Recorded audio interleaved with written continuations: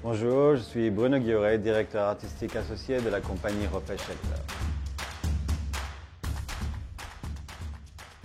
Comment définissez-vous le style de danse de la compagnie Rofesch-Schelter? Je dirais que c'est quelque chose, c'est un peu bizarre de dire ça ou banal de dire organique, mais il y a une certaine élasticité du mouvement qui se retrouve souvent, mais en fait le style s'adapte au langage qu'on veut avoir, aux idées, aux sentiments, aux éléments qu'on veut présenter dans une pièce. Donc les énergies changent beaucoup d'une pièce à une autre. Donc c'est difficile de définir ce style. Je pense que peut-être quelque chose d'animal et instinctif, c'est quelque chose qui le présente le mieux.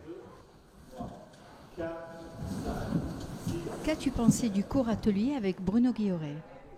Alors le cours atelier, c'est quelque chose qui est très riche pour moi. On a beaucoup à apprendre de la manière dont il nous montre les choses à travers son corps, mais aussi comment il nous en parle, parce qu'il utilise beaucoup de métaphores et ça peut nous aider, nous, en tant que danseurs, à comprendre certaines choses. Il utilise aussi des fois le toucher qui peut être intéressant aussi pour nous faire comprendre d'autres manières. On sent qu'il y a une patte israélienne, une patte anglaise. Donc c'est un peu différent de ce qu'on peut apprendre à l'école et en France. La pédagogie, la manière de faire les choses, l'échauffement.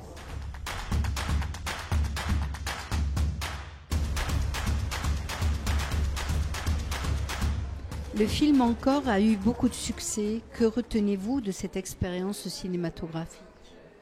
Alors moi, je n'ai pas l'expérience du film, j'ai l'expérience de l'avoir filmé et d'avoir été là pendant le tournage. Donc la façon dont on le voit plus tard, c'est vraiment différent parce qu'on sait comment ça a été fait, comment on a travaillé, comment on a répété pour ce moment-là. Mais c'était une rencontre avec Cédric incroyable, il est adorable, il était très ouvert d'esprit.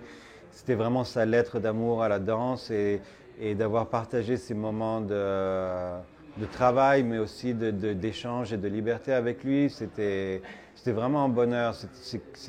C'est une personne, c'était pas le patron, c'était pas le boss, il voulait que ce soit collaboratif, il voulait qu'on s'exprime nous-mêmes, il voulait être fidèle à l'esprit de la compagnie et c'était aussi au milieu du confinement, donc c'était un moment un peu privilégié d'avoir cette chance-là de pouvoir travailler pendant 3 semaines avec lui. Comment tu décrirais le style de danse de Bruno Guioret en quelques mots? Énergie. Sauvage, animal. Je parlerai d'une énergie et d'une certaine intensité avec quelque chose d'assez mystique. Global.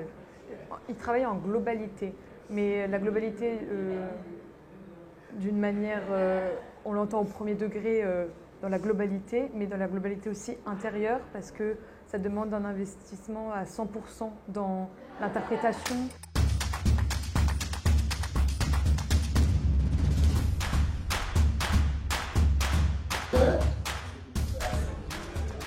Lorsque vous créez, quelles sont vos sources d'inspiration? En création, l'inspiration vient de partout, donc vient bien sûr de l'énergie et des danseurs dans le studio. Il y a souvent des thèmes qui reviennent de l'individu avec le groupe, d'essayer de soi-même d'être entier dans le moment, dans tous les moments et dans n'importe quelle situation, et cette lutte qu'on a à ne pas y arriver.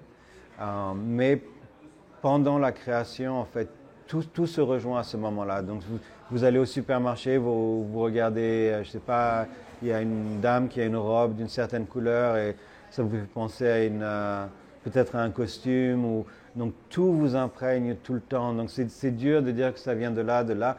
Bien sûr, les danseurs sont présents. Bien sûr, Rofesch donne beaucoup d'indications ou beaucoup d'ouverture, surtout au début pour qu'on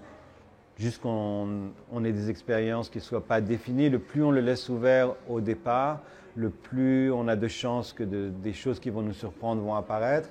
Et après, au milieu de la création et vers la fin, c'est d'essayer de voir, de faire sens de tout ce qu'on a vécu pendant ces 3-4 mois. Et il y a une décision à prendre. On peut pas, les choses sont ouvertes. Et il y a un moment où on doit réduire pour avoir une direction et une cohérence.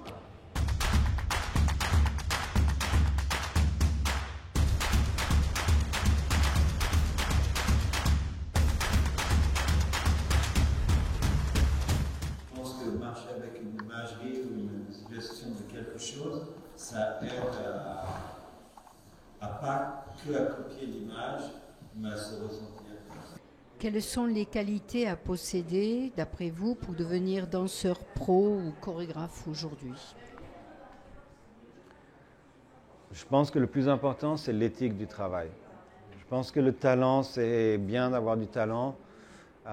Il faut en avoir un petit peu, mais il faut juste travailler. Et travailler, c'est pas juste refaire la même chose 150 fois et la faire fausse 150 fois. C'est avoir une intelligence de son travail, c'est être ouvert d'esprit, c'est de comprendre que tout influence tout. Si vous avez une expérience en musique, vous allez créer, vous n'allez pas avoir la chorégraphie de la même façon. Si vous savez gérer un groupe et le déplacer, vous comprenez comment un groupe se forme et se déforme. Et tout influence, surtout les arts, que vous allez voir de la peinture, de la musique, d'autres chorégraphes, du cirque, et de comprendre que maintenant les influences viennent de partout. 1, 2, 3, 4, 5, 6, 7, 8, 1. Qu'est-ce qu'apporte une formation comme celle d'Epsedance aux futurs danseurs, professeurs ou chorégraphes?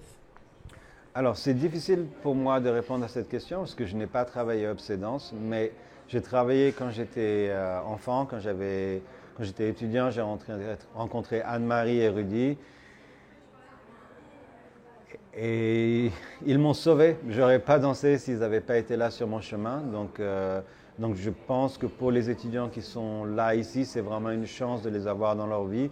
Et la façon dont eux travaillent et l'énergie qu'ils donnent. Et je ne sais pas, c'est difficile, ça va en dehors du travail. C'est pas quelque chose qui commence dans le studio et qui s'arrête dans le studio. C'est vraiment une expérience de vie. Ils essaient de vous élever, ils essaient de vous donner de l'éthique dans le travail. Ils vous essaient de faire comprendre que c'est un métier artistique et que c'est du partage. Donc, c'est pas que la technique qu'ils vous donnent. Donc, ce que je pense que Upsedance, c'est les mêmes valeurs et c'est de pouvoir être inclusif et de vous montrer quelle est la direction à atteindre pour l'excellence. Merci beaucoup Bruno. Merci beaucoup.